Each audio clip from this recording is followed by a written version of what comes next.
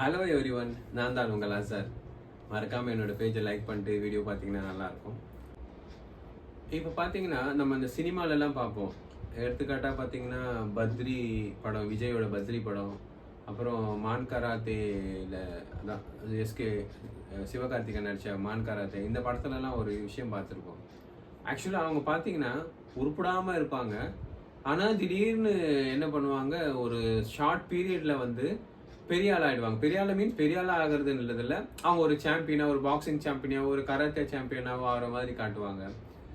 So இது என்ன மாதிரி மனநிலையை உருவாக்குது அப்படின்னு பார்த்தீங்கன்னா, நம்ம இப்போ நார்மலாக நம்ம ஒரு எக்ஸாமில் நல்ல ஸ்கோர் பண்ணணும்னா ஆரம்பத்துலேருந்தே படிக்கணும். ஆனால் லாஸ்ட் டைமில் உட்காந்து கடைசி எக்ஸாம் ஒரு நாள் 2 நாள் முன்னாடி உட்காந்துட்டு பெரிய ஸ்கோரை எதிர்பார்க்கறது வந்து ரொம்ப தப்பான விஷயம். தப்பான விஷயன்றதை விட அது வந்து நடக்காத விஷயமும் கூட. ஸோ இந்த மாதிரி படங்கள், இந்த மாதிரி விஷயங்கள்லாம் என்ன ஆகுதுன்னா, யூத்தை வந்து டிஸ்ட்ராக்ட் பண்ணுது மீன்ஸ் அவங்கள வந்து ஒரு ஒரு என்ன சொல்ற ஏத்துக்க முடியாத ஒரு விஷயத்துக்கு தள்ளுது. இப்போ நீங்க ஒரு மான் கராத்தே படம் எடுங்களேன்.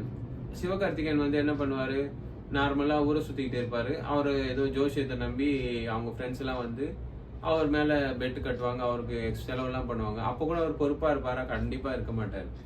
எப்படியோ ஜெயிச்சு ஃபைனல்ஸ்ல வந்துடுவாரு.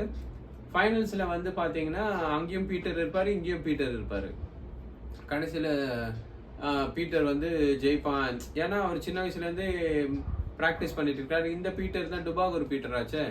அவரால் வந்து அந்த பீட்டரை எதிர்கொள்ள முடியாது. போய் அவர் பேசலாம் செய்வாரு. அப்படி இப்படின்னு அவன் வந்து அந்த வில்லன், அதான் ஒரு வில்லன் மாதிரி ஆக்கிடுவாங்க அவரை. வில்லன் ஆக்கின உடனே இவர் வந்து நாங்கெல்லாம் ஜெயிக்க கூடாதா சார் அப்படின்னு சொல்லிலாம் அழுவாரு. ஜெயிங்க, யாரும் வேணான்னு சொல்லலை. ஆனா அந்த ஜெயிக்கிறதுக்கான முயற்சின்னு ஒண்ணு இருக்குல்ல. இப்போ அந்த பீட்டர் பாத்தீங்கன்னா சின்ன வயசுல இருந்து பாக்ஸிங் கத்துக்கிட்டு இருந்திருப்பாரு. அவரோட முழு மூச்சு அதுதான் இருக்கும். ஹெவியா பிராக்டிஸ் பண்ணுவாரு, ஹெவியா எல்லாமே பண்ணுவாரு. ஆனா இந்த பீட்டர் பாத்தீங்கன்னா, சிவகார்த்திகேயன் பாத்தீங்கன்னா, அவரு அப்படியே சும்மா ஊரை சுத்திட்டு இருப்பாரு. ஏதோ யாரோ வந்து கூப்பிட்டு நீ பாக்ஸிங் பண்ணுன்னு சொன்னதால பாக்ஸிங் பண்ணுவாரு. ஆனா அவருக்கு ஜெயிக்கணும்ன்ற ஒரு ஆசை மட்டும் வந்துடும், அந்த வெறி மட்டும் வந்துடும். ஸோ அதுக்கான உழைப்பு நம்ம செய்யணும். அந்த உழைப்பு செஞ்சா மட்டும்தான் அதுக்கு நம்ம தகுதியா இருப்போம். அப்படி தகுதி மீறி அந்த வெற்றி கிடைச்சாலும் அது ரொம்ப நாள் நிலைக்காது.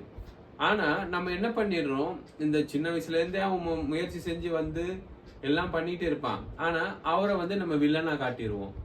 ஸோ இதுதான் இந்த என்ன சொல்றது, நம்மளோட பசங்களுக்கும் பெரிய பிரச்சனையில கொண்டு விடுது.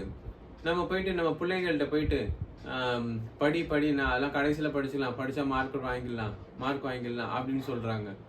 ஸோ அப்படி கிடையாது. இப்போ ஈவன் இந்த மெடிக்கல் சீட், இன்ஜினியரிங் சீட்லாம் பார்த்தீங்கன்னா 1 மார்க் 2 மார்க்ல கவர்மெண்ட் கோட்டா ஸ்காலர்ஷிப்லாம் மிஸ் ஆகி போகுது.